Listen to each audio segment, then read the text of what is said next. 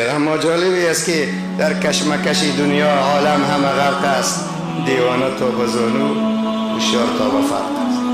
بایم دمی غم دنیا است، می غریبی بام در غم دنیا است. او برادر میمونی گفته رایست و تو دیم دویده رایستی کمی پیسه اینا رو نمیگم.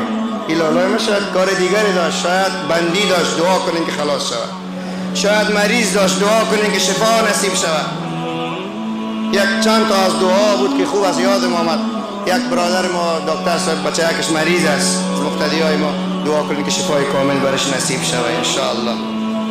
ولی میسر اصل موضوع روزی که رسول الله صلی الله علیه و سلم وفات میشه، صحابه کرام همه گپ میفهمیدن ولی همه گریه میکردن بدون استثناء. همه صحابه گریه میکرد. 1,24,000 دل مبارک ها غمگین بود. خداوند به برکات عشق دیده اهل مصیبت، خداوند ای وطن یک آرامی را بیاره. خداوند ما و شما را مسلمانی واقعی بگردان. خداوند به برکت آن شب که رسول الله علیه السلام دفن شد و بی فاطمه گفت که صدای کلنگ و بیل را ما از پشت خانه میشنیدیم، پدر من دفن میکردن. صبح دیدیم که خاک بالای پدر مفتیدگی است.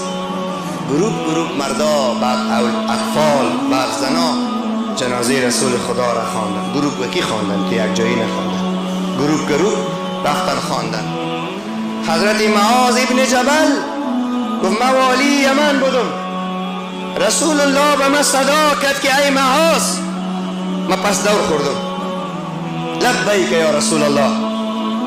گفت اگر چیز سوال داری پرسان کو، شاید سالی بعد بیایی از کنار قبر ما.